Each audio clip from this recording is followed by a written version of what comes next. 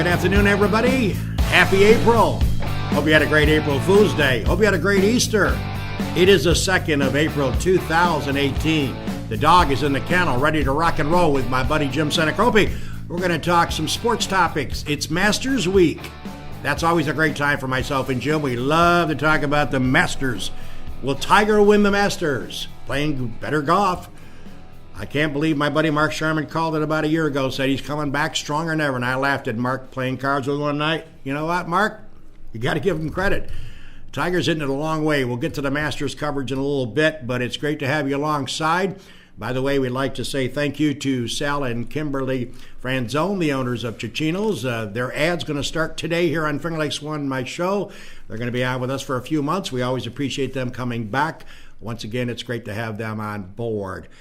Well, you know, Jimmy, it's been quite a weekend. I know the weather is sunny today, but it's still not the 50, 60 degree temperatures we would expect. And I know the Seneca Falls Country Club, like all the courses, usually open around April 1st. As you look down the road, what's the forecast? Is that going to change in a week? Because I see down the road it's going to be like 38 or 40. No, not in the forecast. It's going to stay cold. It's going to rain a little bit midweek. Right. Then it's going to dry out, but it's going to get colder as it dries out. But, it'll break eventually. I hope so, I played golf last Sunday. It was 39 degrees out, but the course was dry. That's right. Well, we got a lot to talk about for me and Jim to hash over. It's good to have you alongside. And before I forget about it, Nate Michaels is coming back. We'll get to that later in the show as well. But let's talk about some topics here. I think I had Jimmy bring up a picture of Ian Poulter, if he has that available. I think Ian Poulter was one of the ones that we wanted to talk about. The good old gentleman from England who, you got to say what you got to say about this guy. If you follow professional golf like I do and Jim does, this guy had a medical exemption. And he had to, when he came back after being injured for some period of time, you get so many points and so many dollars you have to win in a certain number of tournaments. It's not easy, if you're not playing well, to get to that status. But to give Poulter credit, he did quite easily. And then we said, okay, he still wasn't eligible for the Masters, which is coming up starting Thursday this week. What did he do? He won the Houston Open. It ended yesterday. He beat Hassler, the young dude, and now he's eligible, Jim, to go back to Augusta. And you got to give him credit because he really, Jim, as you know, he came from really nowhere in the world of golf. He was close to losing his card, but he sucked it up and started playing better. Yeah, I can't believe he won it, given it was all or nothing. He thought he was in the Masters last week. Yeah, there was error. And then there was some mathematical error, so they said he wasn't after he thought he was. So he had to win this week to get in. But the same thing with Bo Hassler, who he beat in the playoff. Hassler needed to win to get in the Masters, too. Pretty amazing. That was a great tournament to watch, though. There were so many guys in contention. Then after that, the women's tournament was amazing. It went 3 extra holes, and then they had to come back this morning and finish it. And that went a total of 8 extra holes. Wow. Before I can't remember her name. Pedrina Lindbergh defeated Innaby Park. Yeah. It was a great day for golf yesterday. Sunday was, and that wasn't even Masters. That's right. This week. That's right. Nothing quite like the Masters. I think I've told you this many times on my shows. I was there live reporting for WSFW Radio way back when in 79 and 80, or 78 and 79. Had a great experience. And I got to tell you, Jim, about the Masters. There's nothing quite like the Masters. It's invitation only. But I was kind of cracking up. I had a great experience there. The only negative about the Masters being there is the fact you do hear roars when eagles are made and birdies are made. It's a tree-lined golf course. And I'd be on number 14, and all of a sudden you hear this roar, because 15 is the next hole, obviously. Somebody just made an eagle. I loved the experience. I got a great pass. I was there for 7 days. I stayed at my brother Ronnie's. Me and Mary went down, and I'll tell you right now, it was the thrill of my lifetime to get a full week pass. And I was parked from me to Jim Senecropi away. That's where I could park my car. So they treated me like a superstar because I was a media guy. And Seneca Falls, New York was the only reason I got to the Masters, because I told them it was the home of women's rights. And the lady in charge of credentials, she was in charge of women's rights down in Georgia. So it worked out perfect. Then I went back the next year. My point is, it was great to be there. It was a great experience. You can get a roast beef sandwich for like $2, and today I think it's $2.50. It's mind-boggling the way they treat you there. My problem is, and it's not a problem against Augusta, because if you're there, it's great.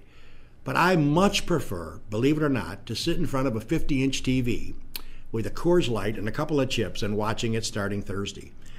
You get a lot more coverage. The commercials are reduced because the 2 or 3 sponsors that they accept at the Masters, they tell them, we're not going to give you a commercial every 5 minutes like most golf telecast. You only get a couple an hour. That is priceless. So I sort of defer now to watching the Masters on a big screen TV, which I will begin starting, and I'm sure Jim will when he gets home from work. There's nothing quite like it. So, and by the way, Jim, I was thinking... I have a television in my office. Oh, beautiful. Awesome. Great. Well, you know, the thing about the Masters is so impressive. And I was thinking, you know, people will spend any amount of money to go to the Masters and be there live. I get it. And like I say, I was there twice. But today, practice round. You know what's costing you to get in for a practice round? Now, ladies and gentlemen who doesn't know anything about golf, if you've never played the game before, Jim's well versed on this game. $500. $500 a ticket to go watch him hit balls and play a few holes. And people are just peeling off the $100 bills like Jim. It's like 40 cents to them. Well, it's hard to get in. You got to win the lottery to get a ticket. Yeah. It's the toughest ticket in all sports. Yeah. Easier to go to the Super Bowl. Yep. Or any sporting event except for the Masters. And by the way, if Jimmy wants to take Kathleen to see the par 3 tournament on Wednesday, which is a legendary tournament, the 9-hole other course that they have there, $670 to get in per person. 670 rocks. So that's, you do the math, folks. I'll do it for you. $1,340 for you and your wife to go watch the par 3 tournament. It's amazing. And people are lined up, like Jim said. They're lined up out to Washington Avenue. I think it's the street in front of Augusta, ready to dole out any amount of money. So it is unlike any other tournament in the world. Well, let's put up Jim Boeheim's picture because I want to get Jimmy's opinion on this story. It's great to have you here with us on April 2nd day. You know, the theory being is that Jim graduated. We talk about his graduation from Syracuse. He's obviously an ardent Syracuse fan. And not that Jim doesn't get great material. He does. You give him his due. He gets a lot of phenomenal players that come to Syracuse because you know why? Syracuse packs in some 30-some thousand people at the Dome, 32,000, whatever it is. It's amazing.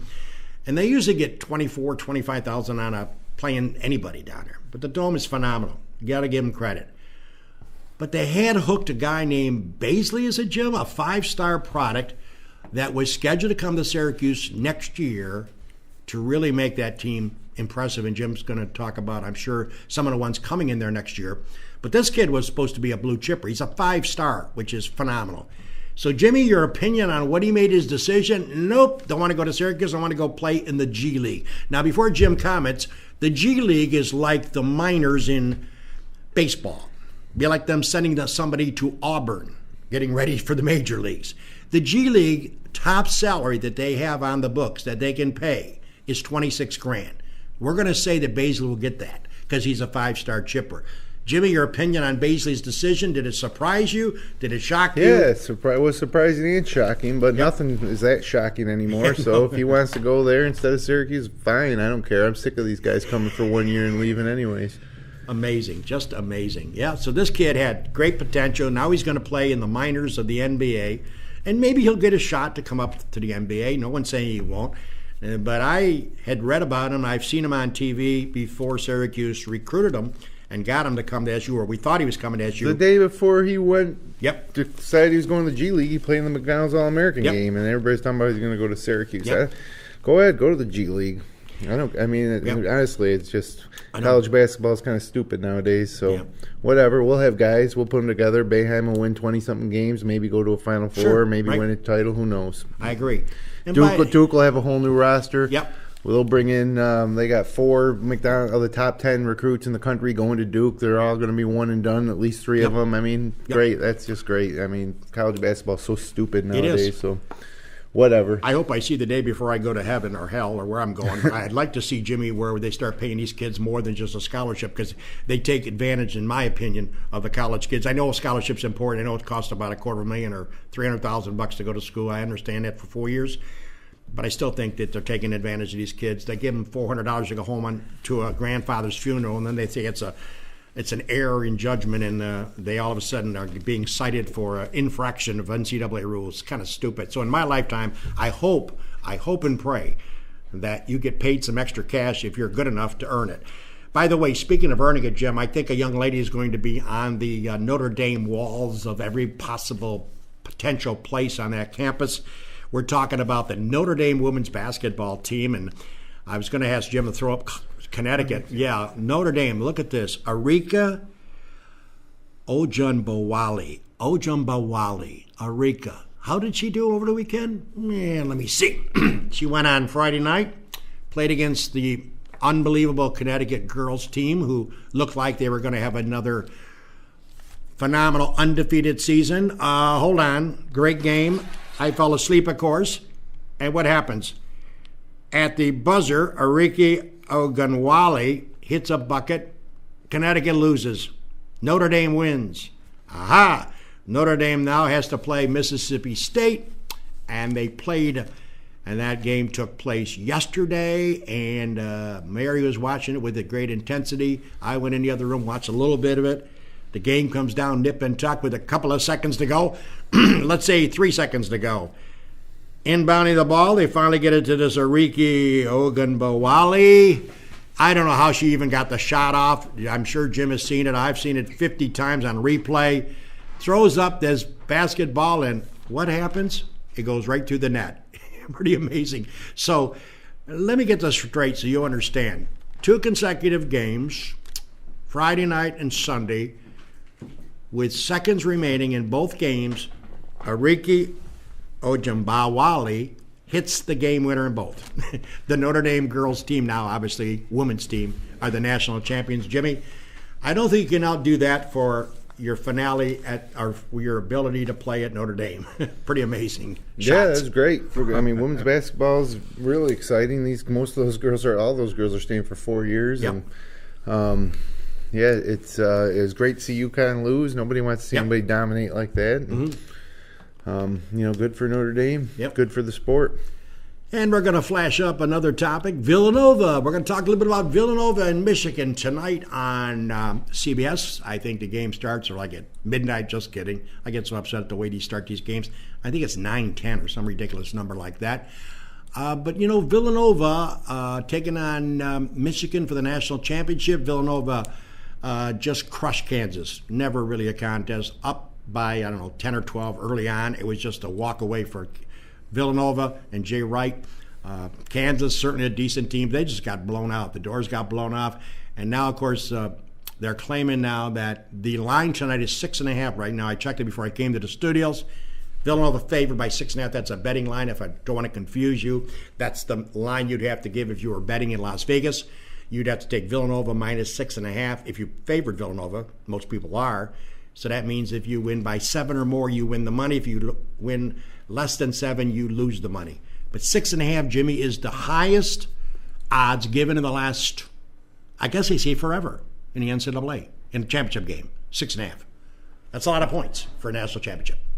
And I thought about it, and I think they might be right. I can't recall a game that big of a spread for a mano-a-mano. What about when George Mason was playing, and didn't George Mason play in the championship game the year they went to the Final Four? I'll have to look into that, yeah. But anyways, the line is 6.5. So anyways, I like Villanova tonight. I think Villanova. Michigan's a nice team. And, Loyola of Chicago, God bless you. Sister Jean, God bless you. But, guys, come on. You had a 10-point lead twice in the second half. And having done high school play-by-play, we'd like to call it as you see it going up and down the court. Well, Loyola of Chicago went up and down the court. And as Jim knows, we talked about it before we went on the air today, I think they had 12 runs down the court where they didn't even have a shot. They were turning it over. They didn't even get a shot off. And that's when they had a 10-point lead. Remember, they had a 10-point lead in Michigan twice in the second half. I think they had a 10-point lead with under 12 to go. I'm not saying you're going to be a sure winner, but 10-point lead with 12 minutes isn't bad. And what really upset me about Loyola, they just fell apart. They could not get a shot off. It's one thing to have a steal, and you're going to get that in basketball games. I get it. But 10 to 12 trips on the court without a shot, not even a layup attempt, not even a 10-foot jumper, not even a 25-foot three-point effort. I was shocked. I just feel bad for him because he just self-destructed. And give Michigan credit. They took advantage of it. They ended up winning by 12. So it just sort of saddened me to see. I actually thought Loyola was going to get in the national championship because they looked like they were up-tempo. They looked terrible to begin the game, but then they got their momentum going. They made some threes, but the second half, I'd love to know the number of times they went up and down the court in the second half that they didn't get a shot off. Pretty staggering. So it is what it is. Villanova taking on good old Michigan tonight. And again, the line is 6.5 in favor of the Villanova. Let's take our commercial break here on the Weber Show on a Monday, the 2nd of April, along with Jim Senecropi. We got lots more to talk about. At the end of the show, I'm going to do a quick comment about the Finger Lakes Times editorial board opinion in the paper yesterday about Del Lago. Suck it up and be competitive.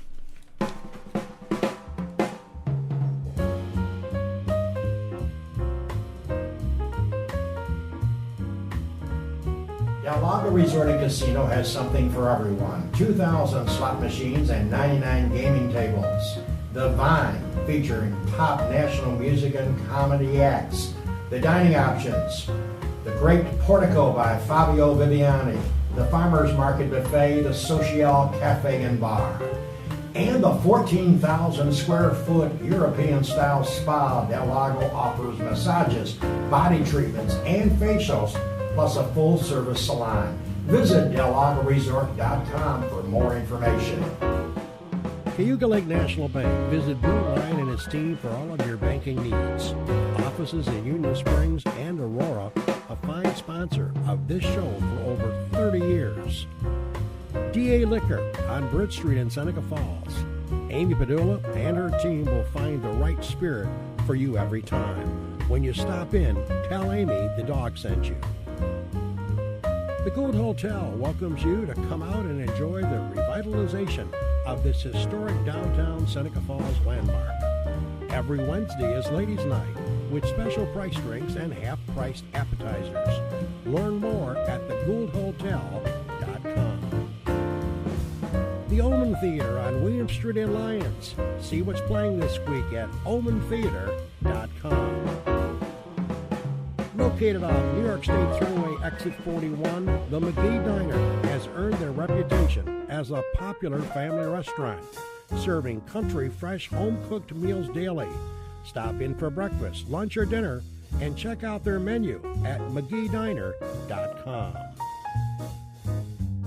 The Child Advocacy Center of the Finger Lakes is a child-friendly location where allegations of physical or sexual abuse are responded to by a multidisciplinary team of professionals.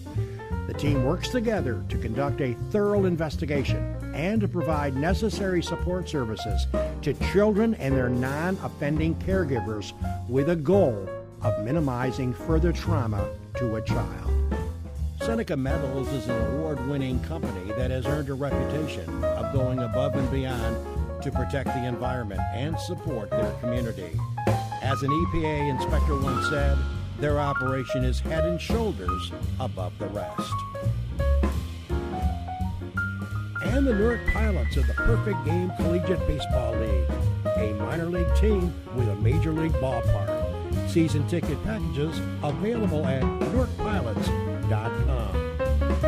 And the Wilson Press in Seneca Falls. My good pal Rich Rickey and his team can handle all of your printing and mailing needs. Visit them online at wpress.com. Cicino's, live, laugh, eat well. It's the Italian way. It's also the Cicino's way. Visit one of their 3 locations, Waterloo, Geneva, and now at Del Lago Resort and Casino. Order online for pickup or delivery at Cicinos.com.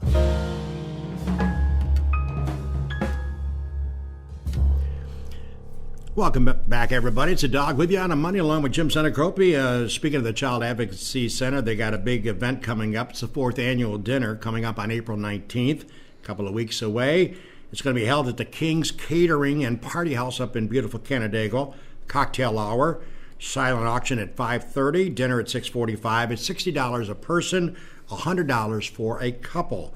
Tickets online at www.cacfingerlakes.org or give a call to 585-394-2787. 2573. The Child Advocacy Center. Great cause, great night to have some fun, and money going to a superb cause. Second to none. Well, we're back here, and in a couple of minutes, I got a comment regarding Finger Lakes Times' decision to print an editorial regarding Del Lago. We'll get to that in a couple of minutes. Jimmy, as we talk about the world of sports, I know that you and me have been big on the Masters. We touched on that when we opened up the show today. You mentioned to me you were kind of leaning toward Jordan Spieth. Of course, he could have won a couple so far, except for that shot on 12, and then the second shot he hit on 12 when he went in the water. It looked like me chunking the next one in the drink. Your thought process, you kind of like going with Jordan? I think been playing better every week. Yeah, he knows the course. He needs his putter just to kick up his putting just a little bit, and he should be good. He's a competitor. He's been there before. But the field's deep. I mean, anybody could win. Yep. There's so many great players right now that are playing well, including Tiger Woods. Ironically, the field's 87. I think that's the number. That's the lowest it's been in 20 years for teams out there. But more like the top guys, whether it's Dustin Johnson, Justin Thomas, Jason Day, Mark Leishman, Phil Mickelson, Kevin Kisner, Tiger, Sergio, Rafael Cabrera Bello. I mean, there's so many guys. Tony Finau, Bubba Watson. Yeah, it's ridiculous right now in the PGA Tour. It's there's so many really, really good players. And the forecast for Augusta, they're supposed to have a little rain tomorrow. Wednesday's supposed to be cloudy, and they're saying Thursday, not too bad. Friday, they're expecting showers. But you got to remember about the showers, and Jim's thinking the same thing I'm thinking. They have that air system under their greens, which costs a lot of money to install, by the way. So what they do is they can turn on a button, and if you've got rain, they can just get rid of that rain quite quickly, right, Jim? Yeah, just suck sub-air system, right? It's called sub-air. Sub-air. So Augusta has got sub-air. So we can pound, and a thunderstorm can come through Augusta, drench the course. And I was there back in the late 70s where it did have a thunderstorm, and it drenched the course. But you know what? In about 12 minutes, you didn't know there was any rain at all. That sub-air system, they can turn full blast and remove the water. So it's going to be quite a thing to check out in Masters Week. I look forward to seeing it. And I know it is. Our Golf J podcast returns tonight at 9 o'clock. We're going to preview the Masters live tonight at 9, and then you can watch it on demand after that. Doug Brown, Reticoni, and myself.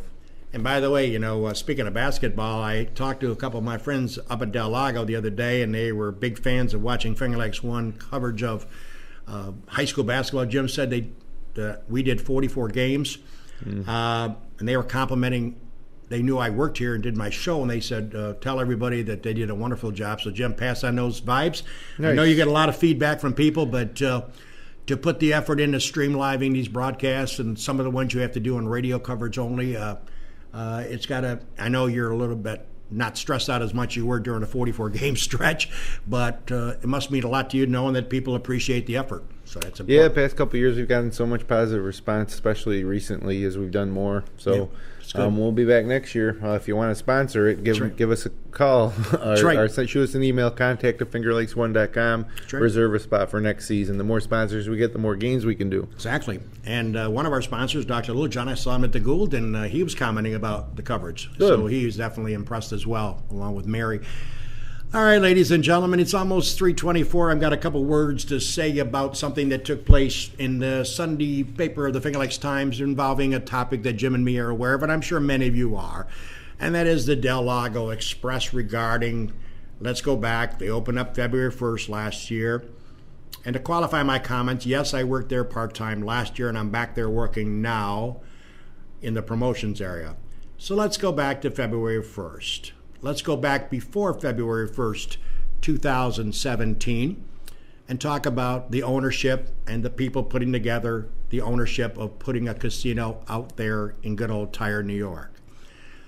Everybody had their fingers crossed that it would be landed there. Well, it has landed there. And I would be the first to admit projections were made. They weren't even close. I would admit that, and I think any executive at Del Lago would agree with that. They missed it by over $100 million on projections. As sad as that is, I still believe Del Lago's doing okay. The issue I have is yesterday in the Finger Lakes Times, and I respect all my buddies up there, including Mike Cotillo, etc., Alan Brigno, and these guys, but they did an editorial board opinion on Del Lago. Basically came down to nuts and bolts, like suck it up, Del Lago, be competitive. Well, I like to think of the analogy of the advantage that the Seneca Nation Indian tribe has. When Jim Senecrope wants to run me in a 100-yard dash for $1,000, and Jim gives me a 50-yard advantage to start, so I'm only 50 yards to the finish line, he has to run 100 yards. Who do you think is going to win that bet? Blah. My point is... I don't know, Jimmy. I think I could beat you 50 yards.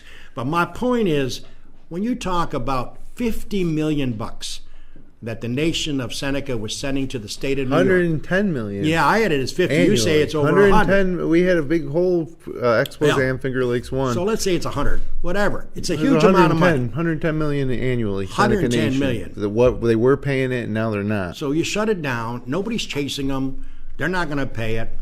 Now they're building a ramp on a throughway. I see another exit ramp, and they don't have to worry about permits, etc. My job here to do this commentary is not to bash the Indians. All I'm saying, if you use common sense, if one casino has a $50 or $100 million advantage over Del Lago, they can do things that Del Lago cannot do simply because of the money. You could say what you want. Is it greedy for me to say Del Lago should suck it up and be competitive? Well, I do work in promotions, and that's part of what we do out there. I think our team and the marketing group does a great job, but we don't probably have the financial whereabouts as the Seneca Nation does because of the disadvantage that Del Lago is facing. I'm not here to bring out a handkerchief and shed any tears about Del Lago and their existence. They'll be fine. They're going to suck it up and do something that they will be competitive. My only point for this comment was to say it's not a fair advantage. It's not a fair game. Unfairness is not something that I prescribe to. Let it be fair, let it be equal. Let Del Lago and the nation and all the Indian casinos, and let all the New York casinos, all four of them, let them all have the same opportunity to promote. But when you give the Seneca Nations a $100 million edge, yeah, it's going to irk people. And I could see why Tom Wilmot and a few others went to Albany looking for a little bit of help. And according to Cuomo, they're not going to get it. So be it. But my point, as I close my show, it's all about fairness. And right now, the situation is not very fair. Next week, ladies and gentlemen, Nate Michaels comes in, one of the most popular guys in the Finger Lakes. We'll be playing a couple of his songs off his newly released CD, and he'll bring his guitar and strum a couple of others. For Jim Senecrope, this is the dog bidding you farewell. Enjoy your week.